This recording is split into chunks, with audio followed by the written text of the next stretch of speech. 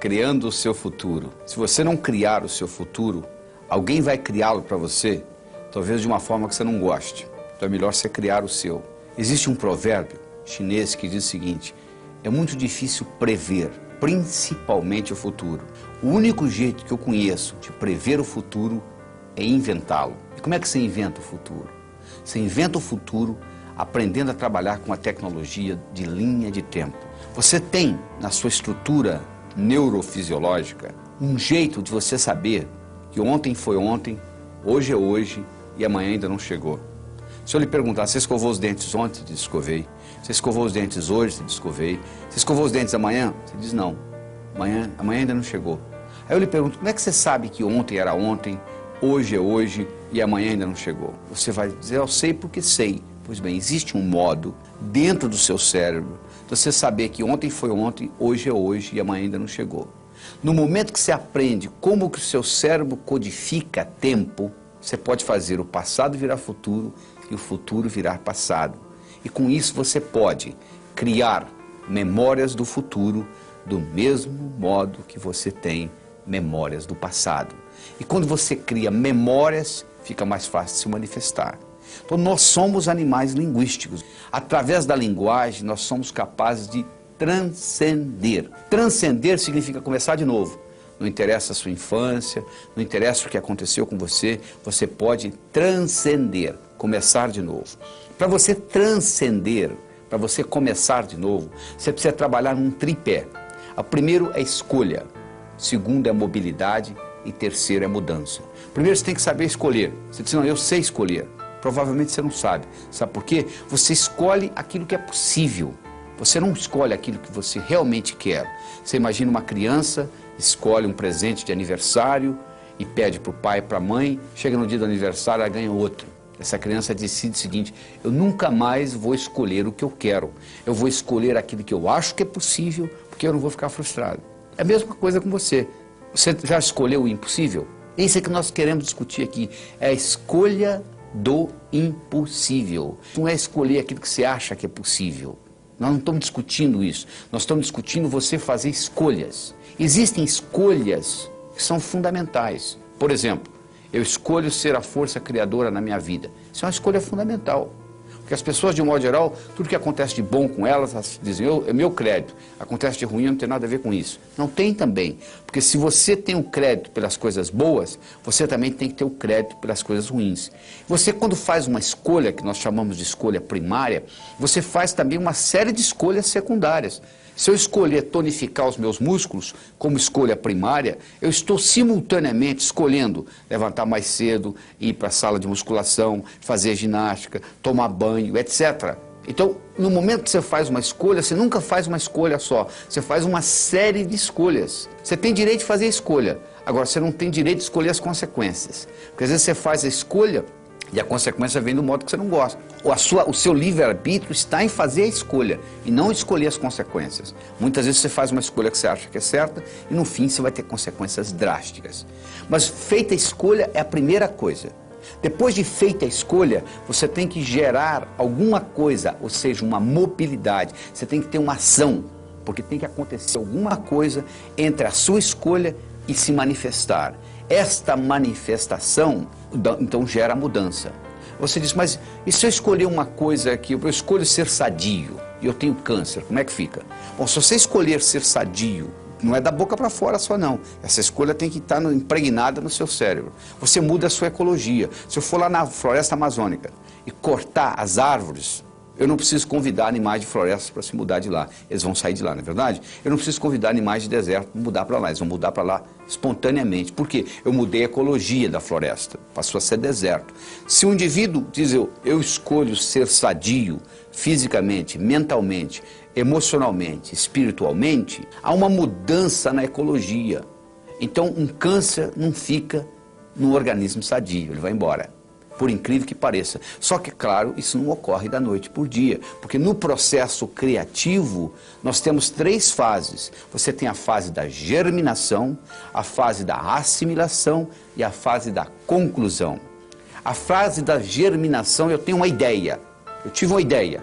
Você já notou quando você tem uma ideia nova, tem muita energia, O universo sabe que quando você tem uma ideia, pra você decolar um avião, você precisa de uma energia enorme. Você já imaginou se o avião gastasse a mesma quantidade de combustível que ele gasta para levantar voo?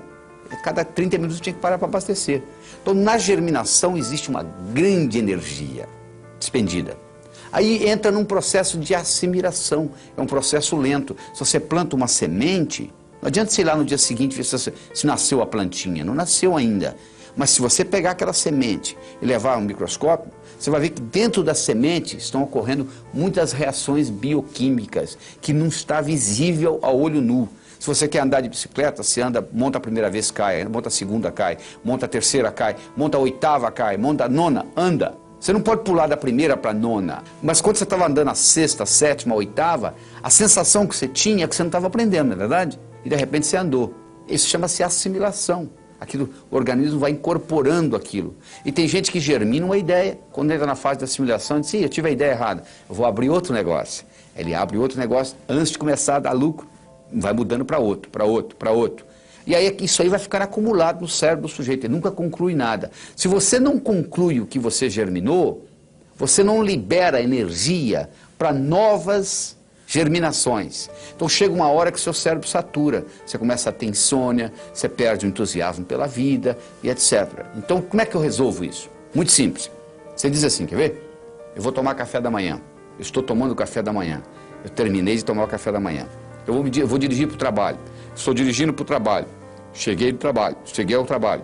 Então você vai fazendo germinação, assimilação, conclusão. O seu cérebro treina nisso. Quando você diz assim, eu vou abrir uma empresa, o cérebro diz, poxa, ele falou que ia tomar o café da manhã, tomou. Ele falou que ia dirigir para o trabalho, ele dirigiu. Ele falou que vai abrir uma empresa, vai sim, vamos abrir. Parece uma coisa simples, parece uma brincadeira, mas tem um impacto enorme na sua vida.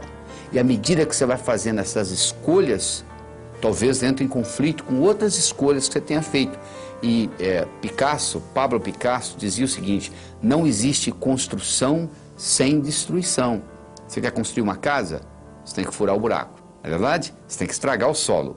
Você tem que derrubar a árvore para fazer para madeira. Você tem que quebrar a pedra para fazer a brita. Então, do mesmo modo, se você está querendo construir novas coisas na sua vida, criando seu futuro, provavelmente você vai ter que destruir algumas das coisas concluídas. Às vezes você tem que sair de um relacionamento que não esteja funcionando, e etc, etc.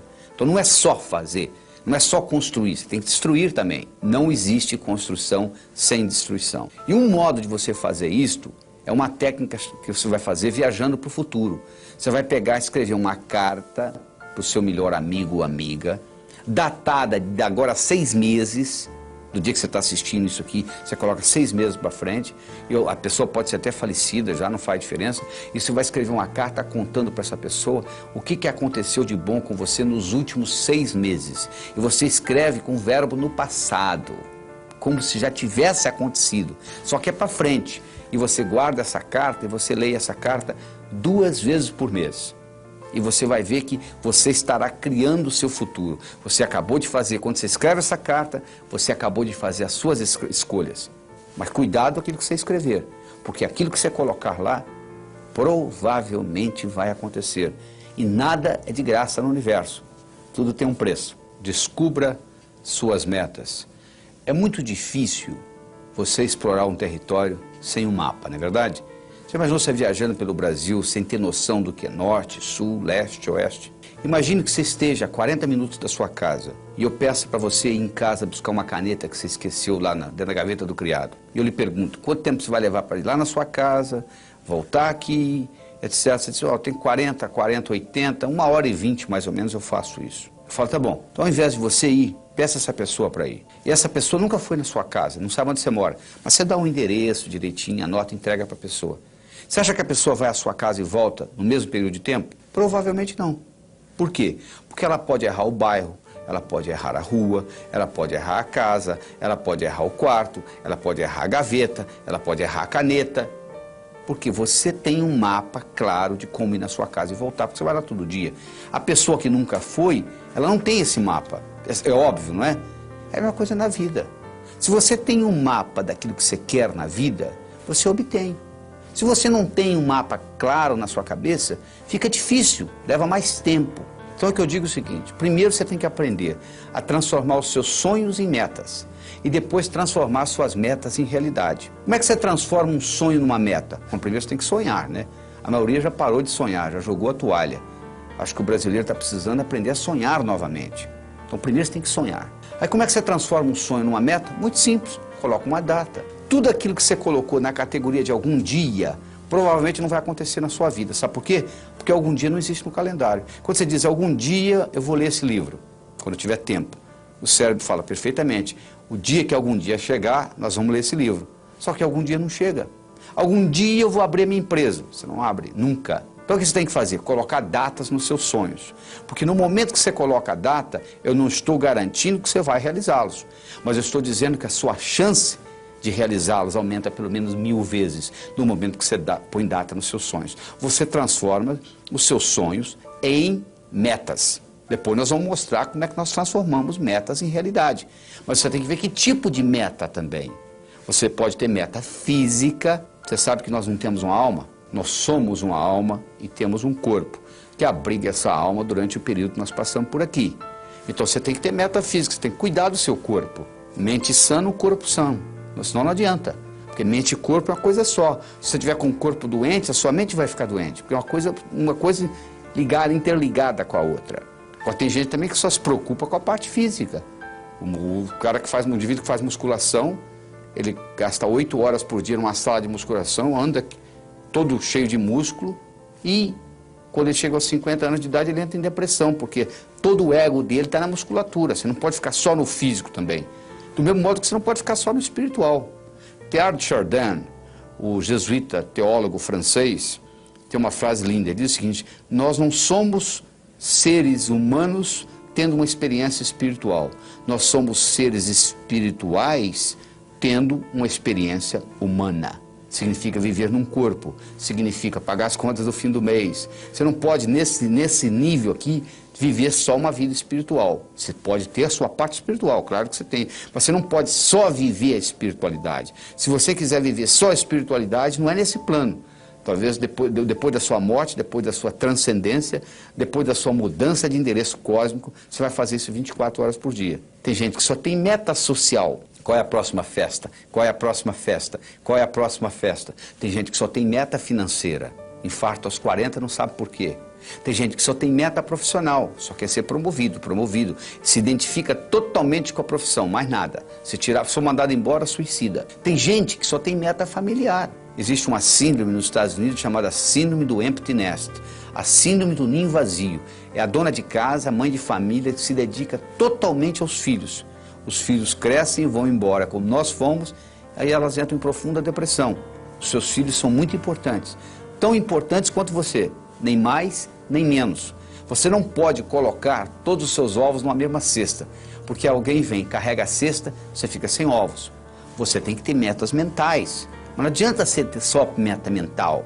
Não adianta você ler a enciclopédia britânica de capa a capa e não poder nem balançar a cabeça para o conhecimento não sair do lugar e você não implementar. O que adianta o conhecimento sem implementação? É inútil. Além de você ter todas essas metas, você tem que ter uma coisa mais importante do que metas, que costura tudo isto, que chama-se finalidade de vida. Por que você está aqui? Tem gente que está aqui como tubo.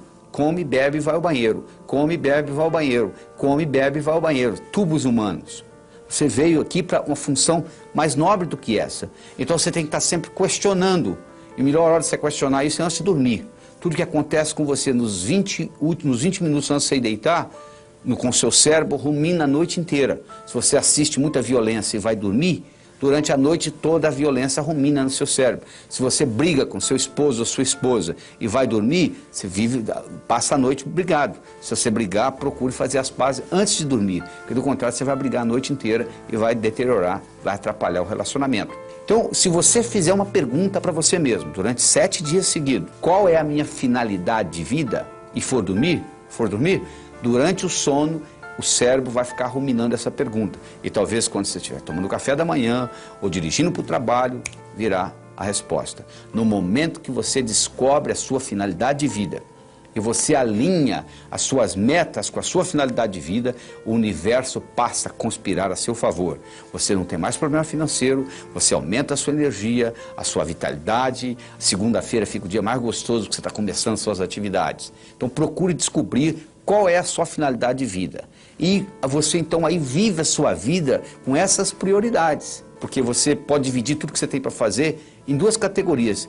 Urgente e importante. Você pode fazer uma coisa que seja urgente e importante, urgente e não importante. Importante e urgente, importante e não urgente. O ideal é você estar trabalhando em coisas importantes e não urgentes, porque aí você pode trabalhar com calma, pensar que você está correndo uma maratona e não uma corrida de 100 metros e obter o que você quer na vida. Você está dizendo, mas se eu for obter o que eu quero, e o outro, como é que fica? Ele não vai obter o que quer? Vai sim. O universo é um lugar abundante, feito para todo mundo ganhar. Aquela teoria que o Malthus tinha, Thomas Malthus, o economista escocês, de que um dia a Terra não ia produzir a quantidade de alimento necessária para a população que continua crescendo, Malthus não levou em consideração a tecnologia. Desde 1965, não sei se você sabe disso, tem mais alimento do que gente para comer no mundo. Nós temos um surplus, nós temos um excesso de 20% de alimentação no mundo. As pessoas estão passando fome não é por causa de falta de alimento. Tem nada a ver com falta de alimento. Se você quiser acabar com a fome do mundo, aumentando o alimento, você está procurando a sua carteira onde você não perdeu. O que acontece é um problema de distribuição, é diferente. Mas o universo é para todos. O universo é um lugar abundante e você tem direito de criar o seu mapa, de explorar o seu território, de transformar os seus sonhos em metas e transformar as suas metas em realidade. Preparando o caminho. Imagina uma vaca subindo um morro. Você pensa que é a vaca que determina onde que ela pisa? Não. Quem determina onde a vaca pisa não é a vaca, é a estrutura do terreno. Sabia disso? A única coisa que a vaca faz, ela procura o caminho mais fácil. Tem morro que ela sobe assim, tem morro que ela sobe assim. A mesma coisa ocorre conosco. O nosso comportamento vai depender da nossa estrutura psicológica. Força de vontade não adianta nada. Você pega uma bola de futebol, coloca no fundo de uma piscina e segura lá por quanto tempo? A estrutura da bola foi feita para flutuar. Então na hora que você soltar, ela vai para a superfície. Do mesmo modo que a estrutura de uma pedra foi para ficar no fundo. Você não consegue segurá-la na superfície. Você vai cansar, ela vai afundar. Então o mais importante de tudo é você determinar a sua estrutura psicológica, é você mudar essa estrutura psicológica. Isso é que chama preparando o caminho. Ou seja, você está preparando a sua estrutura psicológica. Preparando como? Fazendo aquelas escolhas que nós já discutimos. Eu escolho ser sadio. É muito diferente de você não ser doente, sabia disso? A maioria não é doente. Você vai no médico, você não tem diagnóstico de doença nenhuma. Não significa que você seja sadio. Ser sadio significa ter energia para implementar tudo que você tem na cabeça. E poucas pessoas são sadias. A maioria não é doente. É muito diferente ser sadio e não ser doente. Eu escolho ser a força criadora na minha vida. Eu escolho ser sincero para comigo mesmo. Significa quando eu digo sim é sim, quando eu digo não é não. Todas as vezes que você diz sim e gostaria de dizer não, um pedacinho de você morre. Isso, quando você faz essa estrutura, você está se estruturando para longo prazo, para fazer um processo de longa duração. Aí sim se mantém. Porque se você fizer só com a força de vontade, é aquilo que ocorre no 31 de dezembro. Uma semana depois, não tem mais nada. Agora, se você mexe na sua estrutura psicológica e implementa isso, isso fica uma coisa constante. E um modo de você fazê-lo é você ter os seus sonhos, você ter as suas metas e você manter os seus olhos nas metas. Sabe qual a diferença entre etapa e obstáculo? Se você está no ponto A e quer ir para o ponto B, existe um espaço para percorrer entre o ponto A e o ponto B. Então, se você tirar os olhos da sua meta, o que você encontra entre o ponto A e o ponto B, você vai chamar de obstáculo. Se você mantiver os olhos na sua meta, o que você encontra entre ponto A e ponto B, você vai chamar de etapa. A diferença entre etapa e obstáculo é onde você está com os olhos. Então, manter os seus olhos a longo prazo é muito importante, porque se você só tem metas curtas, o seu chefe briga com você amanhã de manhã e estragou seu dia. Agora, se você está interessado daqui 5 anos, daqui 10 anos, daqui 20 anos, o seu chefe brigar com você amanhã de manhã não vai fazer diferença nenhuma. Você está preocupado lá na frente. É muito importante você ter essa visão a longo prazo e manter o seu olho na meta, porque com isso o que era obstáculo vira etapa. Mas ao mesmo tempo, você tem que saber dividir as suas metas. Porque se eu tiver um salame para você comer, sem cortá-lo, você provavelmente não vai gostar, mesmo que você goste de salame. Mas se você for cortando fatia por fatia, e conversando e tomando uma cerveja, um refrigerante, você acaba comendo metade do salame sem sentir, não é verdade? O mesmo ocorre. Tem gente que diz assim, poxa, eu vou escrever um livro, é demais. Escreva um capítulo. Ah, demais. Escreva um parágrafo, escreva uma frase. Aí uma frase, outra frase, vamos fazer o parágrafo, vai fazer a página, vai fazer o capítulo, vai fazer o livro. Procure dividir as suas metas. Você quer ser milionário em 5 anos? Onde é que você vai estar daqui a 4? E daqui a 3? E daqui a 2? E daqui a 1? E daqui a 6 meses? E daqui a 30 dias? E daqui a uma semana? O que você vai fazer amanhã de manhã para ser milionário daqui a 5 anos? Não é só esperar o tempo passar, não. O bonito é que quando você divide isto, o que você tem que fazer amanhã de manhã, diferente do que você teria que fazer se não tivesse essa meta, não vai ser quase nada. Porque a meta vai sendo diluída. Então, um dos grandes segredos que existe em pessoas atingirem as metas é você ser capaz de quebrar a sua meta em pequenos espaços, em pequenas fatias, e você vai executando uma após outra e o cérebro vai sendo treinado com isto e sucesso atrai sucesso. Você sabe que semelhante atrai semelhante. Se você abrir a torneira da cozinha, da sua pia, na cozinha sai água, para onde que vai a água? Para o esgoto. E o esgoto? Vai para o rio. E o rio vai para o mar. A água vai para a água, não é verdade? Para onde que vai o ódio? Para quem tem ódio. E amor? Para quem tem amor. E dinheiro? Vai para o pobre? Não, para quem tem dinheiro. E sucesso? Vai para onde? Para quem tem sucesso. Então, esses pequenos sucessos vão atraindo mais sucesso na sua vida. Semelhante atrai semelhante. Então, à medida que você vai fazendo isso, você vai preparando essa caminhada. Mas tudo começa com essa estrutura psicológica. Quem determina onde a vaca pisa não é a vaca, é a estrutura do terreno. A única coisa que a vaca faz é procurar o caminho mais fácil. Nós também vivemos a nossa vida procurando o caminho mais fácil. O caminho mais fácil depende da nossa estrutura psicológica. E a nossa estrutura psicológica é codificada linguisticamente. Lembra-se que eu já falei que nós somos animais linguísticos. Então ela é codificada linguisticamente. Então o melhor jeito de você se preparar para mudanças é você recodificar essa sua estrutura psicológica e fazer natural aquilo. Se você tem uma estrutura psicológica de levantar às 5 da manhã, se eu pedir para você ficar na cama até o meio-dia, é um martírio. Não é verdade? Se você tem uma estrutura psicológica de levantar ao meio-dia, se eu pedir para você levantar às 5 da manhã, vai ser um martírio. Para os dois. Porque o que determina o caminho mais fácil é a estrutura. Se a minha estrutura psicológica é de levantar às 6 da manhã, se eu ficar até às 8 na cama, eu vou ficar chateado. Agora, se eu tenho a estrutura psicológica de levantar às 6, não vai ser problema nenhum. Não será sacrifício, porque eu estou procurando o meu caminho mais fácil. Então, o que eu quero que você determine para você é o seguinte: qual é o seu caminho mais fácil? Quero que você determine para você quais são as suas metas a longo prazo, em termos de saúde, em termos de finanças, em termos de amizade, em termos de família, daqui 5, daqui 10, daqui 15, daqui 20 anos. Porque você tem que saber quais são essas metas, você manter o olho lá para os seus obstáculos deixarem de serem obstáculos e se tornarem etapas. E lembre-se de dividir para somar. Ou seja, você quebra as suas metas em pequenos pedacinhos e com isso fica mais fácil a digestão. Com isso fica mais fácil você atingir uma por uma dessas metas. Realizando suas metas. Primeiro você transforma os seus sonhos em metas. Depois você transforma suas metas em realidade. Como é que você faz isso? Muito simples. Primeiro, tem que ser sua. Por que você está estudando medicina? Ah, porque o papai gosta. Então mande seu pai fazer o vestibular. Ninguém tem direito de escolher profissão para os outros. Você tem que ter a meta sua, só pelo prazer de ter, para ela se manifestar no universo. É só isto, mais nada. O dinheiro vem como consequência.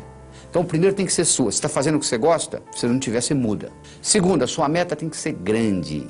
Você tem que mirar na lua, porque se você errar, você não vai estar entre as estrelas. Em 1976, quando eu me mudei para os Estados Unidos, eu falei para um amigo meu, em 3 anos eu vou ensinar cardiologia para os americanos. Ele riu de mim. Sabe quanto tempo levou? Em 8 meses eu dei a minha primeira apresentação em Washington, D.C., para 400 cardiologistas. Quando eu contei para o meu amigo e ele riu, eu sabia que o tamanho estava bom. Tenha metas grandes que você vale a pena você brigar por elas. Porque meta pequena não lhe estimula. Se você mirar na lua e errar, você vai estar entre as estrelas. Tem que ser grande. Terceiro, ela tem que ser positiva. Não é o que você não quer, é o que você quer. O que você quer na vida? Eu não quero doença, eu não quero pobreza. Eu não estou perguntando o que você não quer. Quero saber o que você quer. Se você se concentra no que você não quer, ao invés de se concentrar no que você quer, é como se você estivesse dirigindo um carro olhando pelo retrovisor. Você sabe de onde você está vindo, mas você não sabe para onde você está indo. Você tem que concentrar naquilo que você quer. Colocar energia. Eu não quero ser igual ao meu pai. Ser igualzinho ao seu pai. Todo mundo sabe disso, menos você. Porque quando você diz eu não quero ser gordo, você pensa em gordura. Quando você diz eu não quero ser pobre, você pensa em pobreza. Você sabe que tudo é criado duas vezes. Primeiro você cria aqui, depois você se manifesta. Manifesta no seu universo físico. Você tem que ter objetividade, ela tem que ser objetiva. Ela tem que ser datada. Tem que ter uma data. Quando que você quer isso? Ela tem que ser específica. O cérebro trabalha ciberneticamente. Cibernética trabalha com especificidade. Você imagina um termostato no ar-condicionado de uma sala e você pergunta para mim que temperatura que eu coloco aqui. Eu falo mais ou menos. Você vai colocar o quê? Agora, se eu falar 21 graus Celsius, você vai lá e coloca. O que você quer? Eu quero dinheiro. Dinheiro você já tem no bolso. Ah, eu quero mais. Vou te dar mais $1, tá bom? Não adianta, não é só. Você tem que ser específico. Você quer quanto? Eu quero $50 mil na minha conta até o final do ano que vem. Eu não estou garantindo que você vai obtê-lo. Mas eu posso lhe dizer que a chance de você obter aumentou violentamente. E todas as vezes que você quiser chegar a algum lugar, você tem que saber de onde você está saindo. Às vezes eu estava dando um curso nos Estados Unidos, o sujeito falou assim, eu quero $50 mil na minha conta até o final do ano. Eu falei, quanto você tem? Ele falou, não sei. 2 semanas depois ele me liga, você não vai acreditar. Eu somei o que eu tinha no banco, eu tenho $55 mil. Ou seja, ele estava pedindo o que ele já tinha. Aliás, ele não é o único na jogada. Tem gente que diz assim, Deus, meu Deus, eu quero talento. O que você acha que é talento, meu amigo? Você acha que o pianista, ele sentou no piano e tocou? Ele praticou anos e anos e anos e anos para chegar lá. É verdade?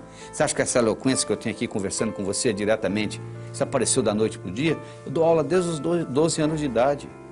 Então, essa história de talento tem muito a ver com a prática. Quanto mais você pratica, mais sortudo você fica. A sua meta tem que ser específica. Ela tem que ser datada. Você tem que saber de onde você está saindo. Qualquer lugar que você quiser, você liga para mim e diz assim, como é que eu chego aí? Eu pergunto de onde você está. Onde você está? Ah, não sei. Então eu não posso lhe ajudar. Você precisa ir a qualquer lugar, você tem que saber de onde você está saindo. Quais são as suas qualidades. Põe uma meta que seja significativa. Ela tem que ter uma importância para você e para os outros. Não é uma coisa que só você vai se beneficiar. Se só você se beneficiar, ela não é ecológica. Às vezes ela não é ecológica nem para você. Ecológica, a meta sendo ecológica é importante. Eu não posso divulgar o meu trabalho pelo mundo todo e ao mesmo tempo passar 5 dias da semana com os meus filhos, com a minha família. Se eu quiser fazer a mesma coisa, simultaneamente, divulgar o meu trabalho e passar 5 dias com a minha família por semana, uma dessas duas não é ecológica, porque uma vai brigar com a outra. Porque eu estou querendo criar 2 metas praticamente antagônicas. Eu não posso viajar pelo mundo todo, pelo Brasil todo, e ao mesmo tempo ficar 5 dias com a minha família por semana. Então você tem que ver que uma meta não pode ir contra a outra. A sua meta, ela tem que ser relembrada com frequência. Não é você chegar no dia 31 de dezembro e escrever o que você quer para o ano seguinte, você tem que estar constantemente olhando o que eu quero. Às vezes muda. Às vezes você perde o interesse, às vezes uma meta que você tinha, você fala, não quero mais. Eu tinha vontade de ter essa meta, hoje eu não quero mais. Às vezes você trabalha anos por uma meta que você queria e você esqueceu que não quer mais. E quando termina, e aí? E agora? Ah, eu não quero isso mais. Você podia ter decidido isso muito tempo atrás, porque os seus valores mudam, os seus interesses mudam. Quando eu tinha 20 anos de idade, eu era capaz de viajar 10, 20, 30 horas para pular carnaval. Hoje eu quero distância de carnaval. Ou seja, os meus interesses mudaram, os seus também. Avalie aquilo que mudou e não fique batalhando naquilo que você realmente às vezes não quer mais. Você tem também de fazer aquela divisão. Todas essas metas com essas características e divididas, aí sim vai ter um impacto diferente na sua vida. E você tem que fazer a meta, não é o que você quer em 1 ano, 2, 5, 10, não. É o contrário. É o que você quer em 10 anos, o que você quer em 5, é de lá para cá, ou seja, do futuro para o presente. Onde que eu quero estar daqui 10 anos? Para eu estar lá daqui 10 anos, onde que eu tenho que estar daqui 5. Para estar lá daqui 5, onde que eu tenho que estar daqui 1.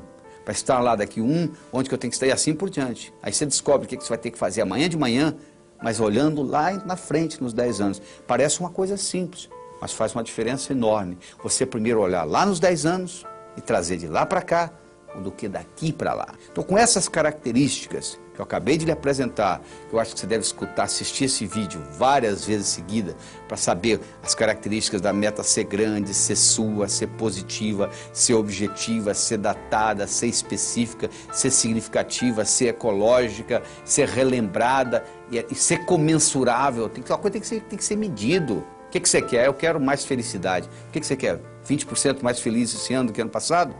Pode medir felicidade. Felicidade não é meta. Felicidade é estado de espírito. Fica feliz agora. O que está te segurando? Meta é uma coisa que você tem que estar num ponto e tem que chegar no outro. Existem etapas. Felicidade você não precisa de etapa. Você pode ficar feliz agora. Então meta é coisa comensurável. Você pode medir. Eu quero isso, eu quero aquilo, eu quero tanto no banco. E isso tudo tem que ser relembrado com frequência. No momento que você começa a trabalhar com tudo isto, e eu criei um mnemônico chamado Pode-se Crer, que ajuda você a relembrar todos esses tópicos que nós só acabamos de discutir. Quando você começa a trabalhar com isto, e na hora que você escreve a sua meta, você leva em consideração todos esses pontos, o que vai acontecer é que as suas metas vão se manifestar numa velocidade enorme. Você quer um carro? Tá bom. Que marca? Que cor? Como que é o painel? Como que é o estufamento? E etc. No momento que você começa com mais detalhes, no processo cibernético, isso se manifesta de uma forma diferente.